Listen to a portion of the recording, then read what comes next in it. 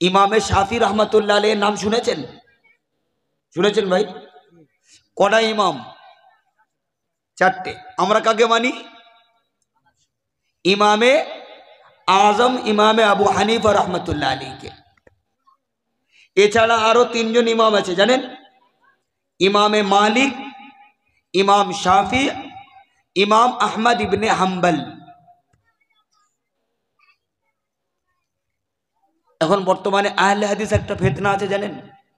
YouTube খুললেই আহলে হাদিস বক্তারা এত বেশি যে আমাদের হানাফি লাইনের বক্তা অত বেশি নেই যতটা ওরা ইউটিউবে সক্রিয়।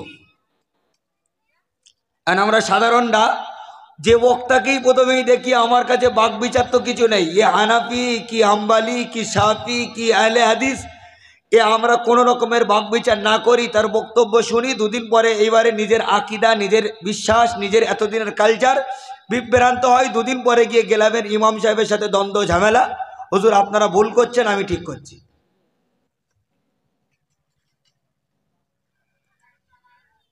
সেজন্য এটা জেনে রাখা ভালো, আমরা যারা ইমামে আবু হানিফা রহমতুল্লাহ আলাইহির মাননেওয়ালা, আর ইমামে আবু হানিফাকে আমরা মানি কেন, এর অনেক উত্তর আছে। সহজে একটা কথা আপনাদের বলে দেই, এই চারজন ইমামের মধ্যে সব থেকে বয়োজ্যেষ্ঠ ইমাম যদি থেকে থাকেন সেটা ছিলেন ইমামে আবু হানিফা রহমতুল্লাহ আলাইহি।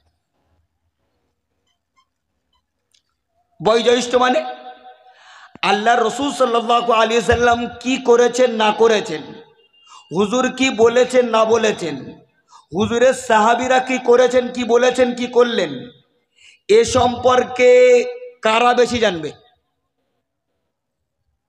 আমরা 1400 বছর পরে যারা এসেছি আমরা বেশি জানবো, না তার সময়কালের মানুষ যারা ছিলেন তারা বেশি জানবে?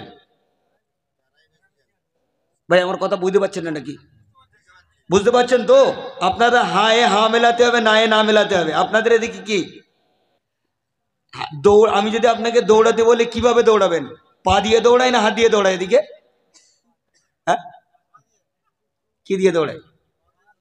পা দিয়ে তো। যাক তাহলে তো মিল আছে, আমাদের ওদিকে পা দিয়ে দৌড়াই, আমাদের ওদিকেও পা দিয়ে দৌড়াই। আচ্ছা পা দিয়ে দৌড়াতে বললাম, এখান থেকে মনে করুন 2 কিলোমিটার যদি আপনাকে দৌড়াতে বলি, আপনি খুব দ্রুত দৌড়ালেন 2 কিলোমিটার, ক মিনিট লাগলো? আমি দেখে ঘড়ি ধরে দেখলাম 10 মিনিট। 10 মিনিটে আপনি এই 2 কিলোমিটার রাস্তা চলে গেছেন। ওখানে যাওয়ার পরে আপনার হাতটা আমি বেঁধে দিয়েছি, বেঁধে দিয়ে এবারে বললাম যে আবার ওই রাস্তাটাই আপনি ফেরত আসুন। আচ্ছা এবার কি আপনি 10 মিনিটে এই রাস্তাটা আসতে পারবেন বলে মনে হয়? কেন? আগের বারেও আপনি পা দিয়ে দৌড়ালেন, এবারও পা দিয়েই তো আসবেন নাকি? হাত বাঁধা হয়েছে আপনার কি? আসলে আগের বার যখন দৌড়াচ্ছিলাম হাত না দৌড়ালেও হাত আমার সঙ্গ দিয়ে বলেছিল যে আপনি দৌড়াবেন কিন্তু আমি আপনার সাথে আছি, আপনি হিম্মত লাগান, হয়ে যাবে। কিন্তু পরের বারে হাত যখন আমি পিছনে বেঁধে নিলাম, এবারে দৌড়াবার সময় পা বলছে, পাকে হাত বললো যে এবার আমি নেই, তুই যা পারিস কর। এখন কিন্তু আর দৌড়ানো সম্ভব না।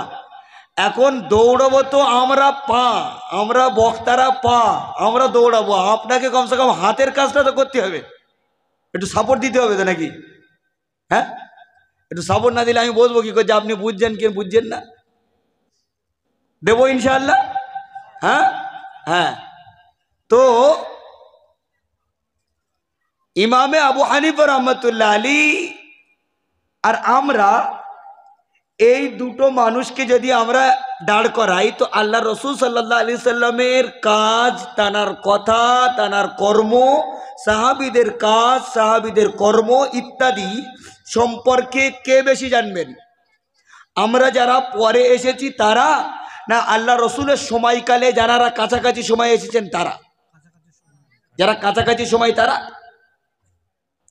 ভাবতে অবাক লাগে, আজকের 1400 বছর ধরে যে আমলগুলো আমরা করে এসেছি, 1400 বছর পরে এসে হাজারো ইউটিউব আলেম তৈরি হয়েছে, আর তৈরি হয়ে তারা বলছেন যে এগুলো ভুল, এটা ভুল, এটা ভুল, এটা ভুল।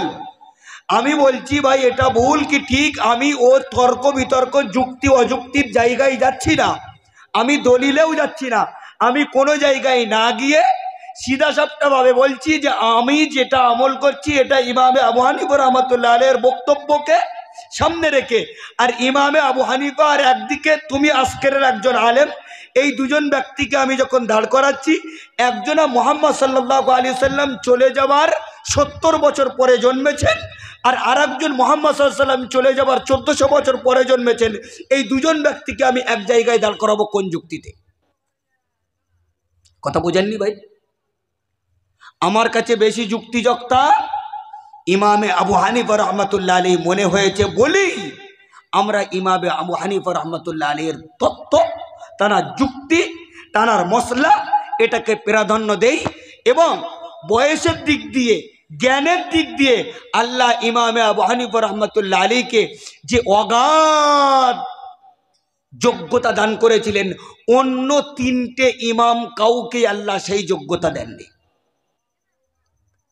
আর একটা মজার কথা শুনবেন, উলামায়ে দ্বীনদের এটা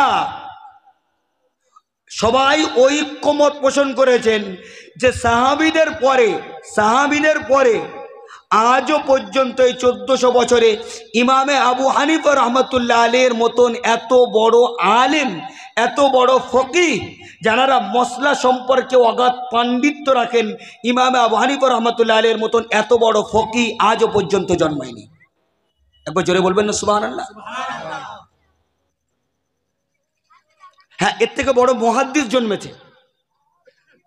কেউ বড় মুহাদ্দিস হতে পারে, যেমন ইমামে বুখারী। ইমামে বুখারী নাম শুনেছেন তো? বুখারী শরীফ, বুখারী শরীফে যিনি লেখক ইমামে বুখারী রহমতুল্লাহ আলাইহি, ইনি কিন্তু অগাধ হাদিসের পণ্ডিত, কিন্তু অগাধ মসলা সম্পর্কে বা কোরআন হাদিস রিসার্চের যে পাণ্ডিত্য, এই পাণ্ডিত্যর মালিক একমাত্র ইমামে আবু হানিফা রহমতুল্লাহ আলাইহি। কেউ বড় কারি হয়েছে, কারি আব্দুল বাসিতের নাম শুনেছি তো আমরা, ছোটবেলায় সব কারি আব্দুল বাসিত। তো কারি আব্দুল বাসিত বিরাট খ্যাতি হয়েছে, তার জায়গা নেওয়া মুশকিল, এখনো ওয়ার্ল্ডে বহু কারি। আসলে এক একটা বিষয় হতে পারে, ইমামে আবু হানিফার এই বিষয়ে ইমামে আবু হানিফার থেকে বড় বিদ্যমান এবং এত বড় রিসার্চকারী আল্লাহ রাব্বুল আলামিন কাউকে দেননি। আমরা গর্বিত, আনন্দিত যে ইমামে আবু হানিফা রহমতুল্লাহ আলাইহির মতন একজন ইমামকে আমরা ফলো করি। এবং তানাকে ফলো করি মানে এটা আবার ভাববেন না যে এরা আমাদের মগজ ধোলাই করে এই বলে যে তোমরা নবীকে মানো না ইমামকে মানো, ভুল কথা। আপনাকে কেউ বললে আপনি বলবেন যে না, আমরা এটা ভুল কথা বললেন যে আমরা ইমাম মানি।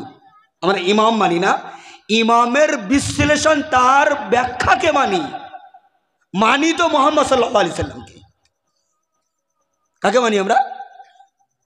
মুহাম্মদ সাল্লাল্লাহু আলাইহি সাল্লামকে, আল্লাহকে মানি, মুহাম্মদ সাল্লাল্লাহু আলাইহি সাল্লামকে মানি। হ্যাঁ, মুহাম্মদ সাল্লাল্লাহু আলাইহি সাল্লামকে আমি দেখিনি, মুহাম্মদ সাল্লাল্লাহু আলাইহি সাল্লামের সময় আমি ছিলাম না, মুহাম্মদ সাল্লাল্লাহু আলাইহি সাল্লামের সময় কি কর্মকাণ্ড হয়েছে সে সম্পর্কে আমার কোনো জ্ঞান নেই।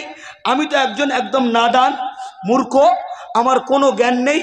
আমি তাই এই বিষয়ে ডিসকাস করার জন্য, এই বিষয়ে যারা পাণ্ডিত্য রাখেন সেই পণ্ডিতদের কাছে আমি একটু জানতে চাইলাম যে আমি তো মুহাম্মদকে দেখিনি, আমি তো মুহাম্মাদের কথা শুনিনি, মুহাম্মাদের সময় আমি ছিলাম না, বাস তার কর্মকাণ্ড সম্পর্কে যদি একটু আপনি আমাদেরকে বিশ্লেষণ করে বলে দেন। আমি সেই ব্যক্তিদের দেখতে পেলাম তার মাঝখানে ইমামে আবু হানিফার মতন একজন অগাধ পণ্ডিত মানুষ আছেন। আমি বললাম, হুজুর আপনি যে ব্যাখ্যাটা করবেন সেই ব্যাখ্যাটা আমি মেনে নেব। যার মনে হয়েছে যে না ইমামে শাফি রহমতুল্লাহ আলাইহি বেশি পণ্ডিত, সেই ইমামে শাফিকে মানে। যার মনে হলো ইমামে আহমদ ইবনে হাম্বল বেশি পণ্ডিত, সেই ইমামে আহমদ ইবনে হাম্বলকে মানে। যার মনে হয়েছে ইমামে মালিক বেশি পণ্ডিত, সে মনে করলো ইমামে মালিক রহমতুল্লাহ আলাইহিকে মানবো। আমরা মনে করেছি ইমামে আবু হানিফা রহমতুল্লাহ আলাইহি বেশি পণ্ডিত, তাই তানার ব্যাখ্যাকে মানি, তানাকে মানি না।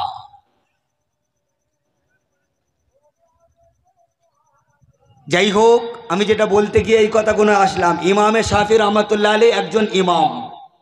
ইনি ওই সূরাটা, যে সূরাটা আমি প্রথমে পড়েছি, ওই সূরা সম্পর্কে বললেন যে আল্লাহ যদি পুরো 30 পারা কোরআন, 114টা সূরা। এই 114টা সূরার মধ্য থেকে 113টা সূরাকে যদি আল্লাহ অবতীর্ণ না করতেন, আল্লাহ যদি না পাঠাতেন, আর শুধুমাত্র ওয়াল আসর ইন্নাল ইনসানা লাফি খুসর ইল্লাল্লাযীনা আমানু ওয়া আমিলুস সালিহাত ওয়া তাওয়াসাউ বিল হক ওয়া তাওয়াসাউ বিস সবর, এই ছোট্ট সূরাটাকে আল্লাহ অবতীর্ণ করতেন, তাহলে প্রত্যেকটা মানুষের হেদায়েতের জন্য এই একটা সূরাই যথেষ্ট হয়ে যেত। জোরে বলুন সুবহানাল্লাহ। কথা বোঝেননি? কথা বুঝতে পেরেছেন? যে এই একটা সূরাই সমস্ত ঈমানদারদের হেদায়েতের জন্য যথেষ্ট ছিল। পুরো আর 113টা সূরা অবতীর্ণ না করলেও পরে হয়ে যেত। তাহলে বোঝা গেল যে এই সূরাটা হতে পারে আকারে ছোট, দেখতে ছোট, কিন্তু এর ব্যাখ্যা এবং এর দ্বারা আল্লাহ যেটা বলতে চেয়েছেন সেটা অনেক গভীর। সেই গভীর আলোচনা করতে গিয়ে আমি এই সূরাটাকে পেশ করলাম। চেষ্টা করব আপনাদের সামনে সেই সূরাটাকে কেন্দ্র করে কিছু আলোচনা করার, যাতে করে আল্লাহ রাব্বুল আলামিন যেটা আমাকে ওখানে বললেন সেটা যদি আজকের আমি বুঝে যাই, তাহলে পরে আমার এখান থেকে এই প্রোগ্রাম করা, এই এত টাকা খরচ করা সার্থক হবে। আর যদি না বুঝি, আমলের নিয়ত না করি, তাহলে পরে সব কিছু বেকার হয়ে যাবে। আমাদের মৌলানা লাস্টে একটা কথা বলছিলেন, খুব দামি কথা। ভাই, আমাদের জীবনের কোনো গ্যারান্টি নেই। জীবন খুব মূল্যবান। কত মূল্যবান আমি আমার জীবনের মূল্য জানি না। আমি আমার জীবনের মূল্য জানি না। একটা মানুষ, বিভিন্ন এই খেলোয়াড়রা, যত খেলোয়াড় আছে, আমাদের ক্রিকেট যে খেলোয়াড় আছে ভারতবর্ষের বিসিসিআই, এই খেলোয়াড়রা এক একজনা কয়েক কোটি টাকা করে তারা বাৎসরিক বেতন পায়। সামান্য একটা সার্ভিস সে দেয়, তার নিজস্ব ইনকামের বহু সোর্স আছে। সরকারের সাথে বা এই বোর্ডের সাথে চুক্তি থাকায় তাকে যদি 100 কোটি টাকা দেয়, আমি উদাহরণ দিয়ে বলছি, ওর সামান্য পরিশ্রম নিয়ে যদি 100 কোটি টাকা ওর মূল্য হয়, তাহলে সামান্য পরিষেবায় যদি এত মূল্য, আমাদের আল্লাহ রাব্বুল আলামিন এত কিছু দিয়ে যখন বানিয়েছেন, তাহলে আমাদের মূল্য কত? আমি আমার জীবনের মূল্য জানি না। সেজন্য আল্লাহ রাসূল সাল্লাল্লাহু আলাইহি ওয়াসাল্লাম বললেন, 5টা জিনিসের আগে 5টা জিনিসকে মূল্য দাও। কটা জিনিসের আগে? 5টা জিনিসের আগে 5টা জিনিসকে মূল্য দাও। হায়াতাকা ক্বাবলা মাউতি, তোমার জীবনের মূল্য দাও মরণের আগে। ওয়া শাবাবাকা ক্বাবলা হারামিক, তোমার যৌবনের মূল্য দাও বুড়োর আগে। ওয়া সিহহাতাকা ক্বাবলা সুকুমিক, তোমার সুস্থতার মূল্য দাও তোমার অসুস্থতার আগে। আর ওয়াফারাগাকা ক্বাবলা শাগালিক, আর তোমার ব্যস্ততার আগে তোমার অবসর সময়কে মূল্য দাও। আর হুজুর সাল্লাল্লাহু আলাইহি ওয়াসাল্লাম বললেন, ওয়া গিনাআকা ক্বাবলা ফাকারিক, তোমার গুরবাত তথা অভাব অনাটনের আগে আল্লাহ যদি অর্থ দিয়ে থাকে, সেই অর্থকে মূল্য দাও। আমরা কি করি? যখন নিয়ামত পেয়ে যাই, নিয়ামতের কদর থাকে না। আজকের আমার জীবন আছে, কদর নেই। সুস্থ আছি, কদর নেই। যৌবন আছে, কদর নেই। আমার কাছে সময় আছে, সময়ের কদর নেই। আমার কাছে আজকে অর্থ আছে, সেই অর্থর কদর নেই। আল্লাহ রসুল বললেন, এই সমস্ত নিয়ামত আল্লাহ তোমাকে দিয়ে রেখেছে, তুমি যদি এর যথাযথ কদর না করো, তাহলে পরে একদিন তুমি কাঁদবে। তোমার সমস্ত মানুষ ভুবন তুমি কাঁদবে, মানুষ কাঁদবে, তুমি নিজে কাঁদবে, কিন্তু এমনটা যেন নিজের জীবনের সাথে করে ফেলো না যে যখন গিয়ে কাঁদবে তখন কাঁদার আর কোনো লাভ হবে না। আছে না কোরআনে, ইয়াকুলুল ইনসানু ইয়াউমাইযি ইয়াকুলুল ইনসান ওয়া আন্না লাহু যিকরা। একটা সময় আসবে, ওখন তার আগে আল্লাহ বললেন বিসমিল্লাহির রহমানির রহিম, ওয়াজিআ ইয়াউমাইযিন বিজাহান্নামা ইয়াউমাইযিন ইয়াতাযাক্কারুল ইনসান ওয়া আন্না লাহু যিকরা। আল্লাহ কোরআনে কারীমের মধ্যে নিজেই ঘোষণা করলেন একটা দিন আসবে যখন কিনা সমস্ত মানুষকে আল্লাহ কিয়ামতের দিন একত্রিত করবেন। একত্রিত করার পরে ওয়াউজলিফাতিল জান্নাতু লিল মুত্তাকিন, আল্লাহ রাব্বুল আলামিন জান্নাতটাকে ঈমানদারদের কাছাকাছি আনবেন। যত ঈমানদার আসবে তারা কিনা জান্নাতটাকে দেখে আবেগপ্লুত হয়ে যাবে। পক্ষান্তরে জাহান্নাম সে এতদিন ধরে গর্জাচ্ছে, জাহান্নাম এখন থেকে জোশ মারছে, কিন্তু সেই জাহান্নামকে নিজে নিজে আনা যাবে না। আল্লাহ রব্বুল আলামিন ফেরেশতাদেরকে হুকুম দেবেন 70,000 ফেরেশতা গিয়ে 70,000 শিকলের দ্বারাই জাহান্নামকে বাঁধা হবে। জাহান্নামকে বেঁধে ফেরেশতারা টেনে টেনে টেনে টেনে নিয়ে আসবে। আল্লাহ রাসূল সাল্লাল্লাহু আলাইহি ওয়াসাল্লাম বললেন 70,000 শিকল থাকবে, আর এক একটা শিকলের মধ্যে এক একটা কড়ি থাকে। শিকলে অনেকগুলো কড়ি থাকে তো। আল্লাহ রাসূল সাল্লাল্লাহু আলাইহি ওয়াসাল্লাম বললেন ওই কড়িগুলো এক একটা কড়িতে আবার আল্লাহ 70,000 ফেরেশতা মোতায়েন করবেন।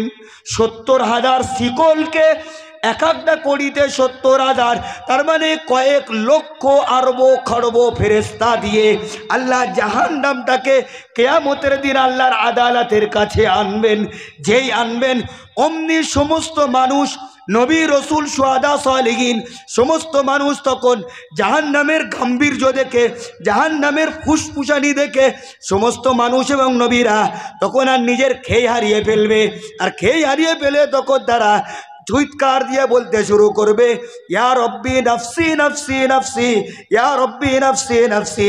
হাদিসে আল্লাহ রাসূল সাল্লাল্লাহু আলাইহি ওয়াসাল্লাম বললেন, আল্লাহর নবী হযরতে ইয়াকুব আলাইহিস সালাতু ওয়াস সালামের নাম আমরা শুনেছি, যিনি কিনা হযরত ইউসুফ আলাইহিস সালাতু ওয়াস সালামের পিতা ছিলেন। ইউসুফ নবীকে যখন কুয়ার মধ্যে ফেলা হয়, সেই তাড়নায় এবং সেই দুঃখে তিনি এত কান্না করেছিলেন যে তারা চক্ষুদায়ীকে আল্লাহ রব্বুল আলামিন পৃথিবীর বুকে অন্ধ করে দিয়েছিলেন। তিনি নিজের চোখটাকে খারাপ করে ফেলেছিলেন। সেই সন্তান কিয়ামতের দিন হযরতে ইউসুফের পাশ, ইউসুফ আর হযরতে এদিকে ইয়াকুব আলাইহিস সালাম নেই, সেই কলিজার টুকরা ইউসুফকে পাশে দেখতে পাবে। তারপরেও জাহান্নামের লেলিহান আগুন দেখার পরে নিজের এই ইউসুফকে একবারের জন্য জিজ্ঞাসা করবে না যে রে বাচ্চা ইউসুফ তুই কোথায় ছিলি, তোর কারণে আমি চোখগুলো তোকে অন্ধ করে দিয়েছিলাম।